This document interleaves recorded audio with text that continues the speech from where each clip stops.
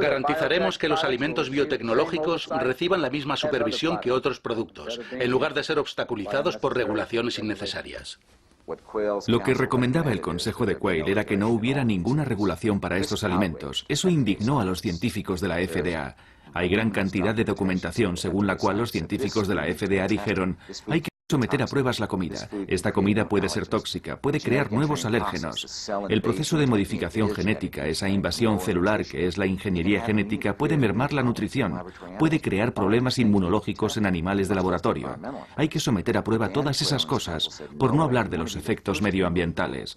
Pero Dan Quayle y su consejo dijeron: ni hablar, queremos ser los primeros del mundo en comercializar esta comida. La FDA seguía negándose, ¿y qué hicieron? Trajeron a un delegado en políticas alimentarias, un hombre llamado Michael Taylor, que trabajaba en la consultora Keenan Spalding como asesor jurídico de Monsanto. Había redactado la normativa de la industria, que era prácticamente inexistente, y claro, permitió que esa política sin normativa se convirtiera en la política oficial de Estados Unidos. Los empleados de Monsanto y los de la agencia reguladora del gobierno son los mismos. Por poner un ejemplo está Linda Fisher. Linda Fisher ha sido durante los últimos 7 años vicepresidenta ejecutiva de la corporación Monsanto.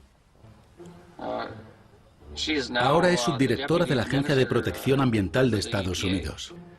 También fue subdirectora en la administración de George Bush padre. Antes de eso estaba en Monsanto. Y antes de eso estaba en la Agencia de Protección Medioambiental.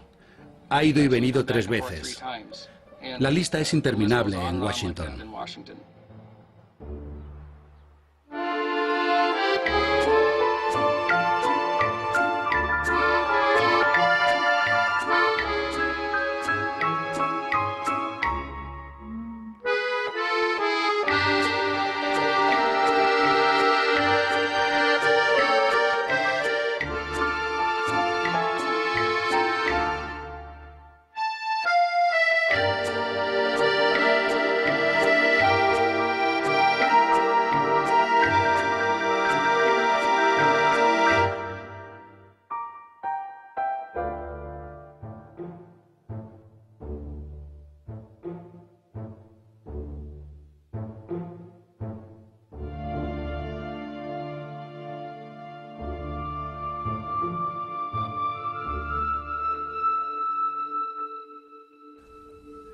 Si nos hiciéramos la pregunta adecuada, detendríamos esta tecnología para los próximos 100 años. Pero ha ocurrido justo lo contrario. Solo en Estados Unidos, la colza, el maíz, el algodón y la soja transgénicos que no existían en los años 80 aumentaron en 1,5 millones de hectáreas en 1996 y pasaron a 40 millones de hectáreas en 2003.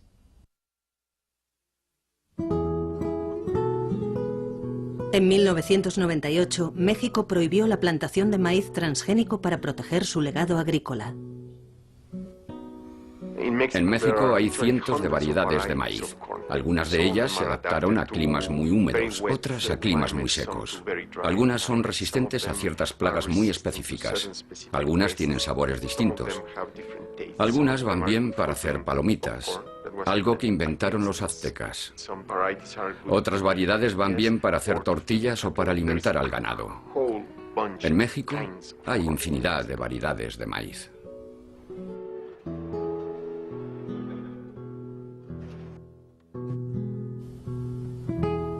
Hace unos 7000 años, la gente que vivía en México empezó a domesticar el maíz. El maíz no solo es la base de su alimentación, también es parte de su cultura.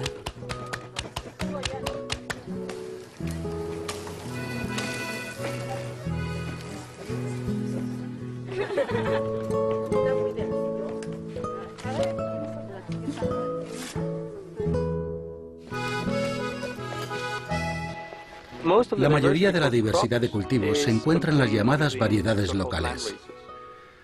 Son plantas que los pequeños agricultores, por lo general en zonas del mundo muy distintas, conservaban en parcelas muy pequeñas, adaptadas a unas condiciones muy específicas. Por ejemplo, cierta altitud, hielo o sequía. Esa es realmente la base de la diversidad que continuamente estamos explotando para mantener nuestra producción comercial de cultivos para alimentar al mundo.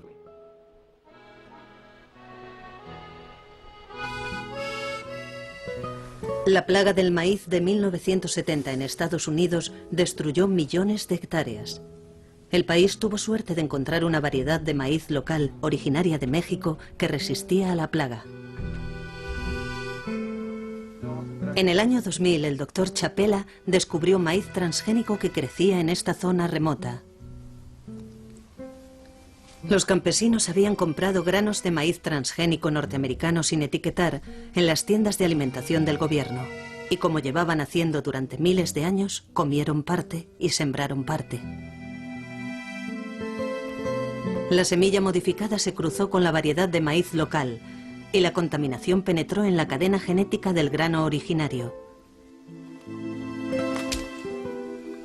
Para los mexicanos es más barato comprar maíz importado de Estados Unidos que cultivarlo ellos mismos. Esto es porque el maíz norteamericano está subvencionado por los contribuyentes, mientras que el maíz mexicano no está subvencionado.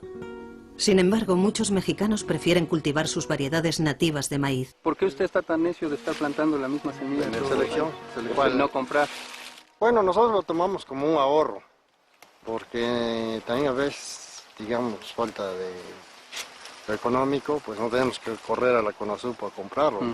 Sin embargo, estamos comiendo, según nosotros estamos comiendo lo mejor, porque es un maíz que es... Todo eso. Sí. Es que el trabajo que ustedes hacen aquí es un trabajo que reditúa, pero para el mundo. Sí.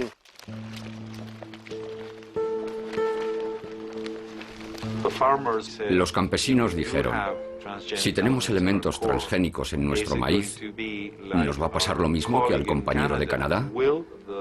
¿Van a venir las multinacionales a exigir que les paguemos por la presencia del gen?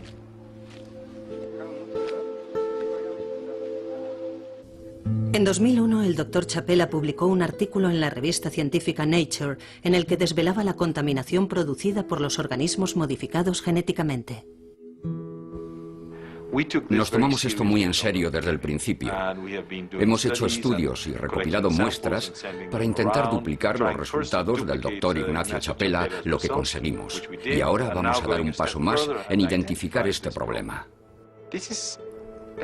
Este es un asunto un tanto polémico, porque de ningún modo queríamos poner en peligro nuestra herencia genética. Si esto va a tener otras consecuencias, bueno, es un tema de debate. El hecho es que esas secuencias no tenían por qué estar en estos maíces y ahora lo están. Ese es el gran problema para nosotros.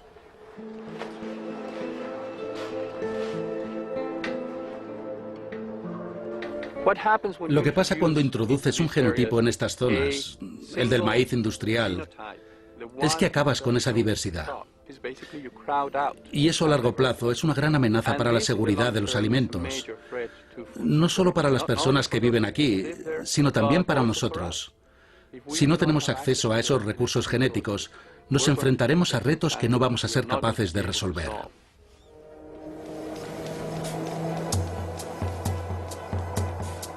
En el año 2003, Estados Unidos había vendido millones de kilos de maíz transgénico a México por menos de lo que le costaba cultivarlo.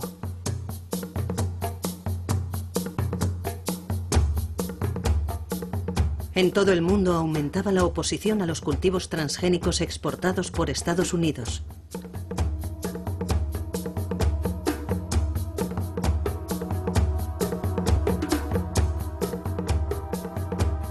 La pérdida de exportaciones de maíz a Europa supondría unos 230 millones de euros al año.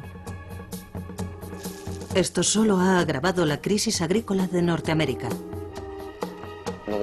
Junto al agricultor están las compañías petrolíferas, de gas natural y de fertilizantes, las compañías de semillas, de productos químicos, de maquinaria y los bancos. Así el agricultor está en medio de una cadena agroalimentaria. Por debajo están los procesadores, el ferrocarril, las compañías de cereales, los restaurantes, los envasadores, etc.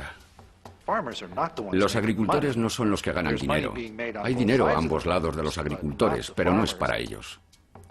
Cuando pones un euro en el mostrador para comprar pan, ese dinero pasa a las manos de los intermediarios. Se trata de corporaciones de más de 7.000 millones de euros que solo tienen un competidor o dos. La empresa que hace la harina se queda con lo suyo y la empresa que proporcionó el cereal. Así que al agricultor solo le quedan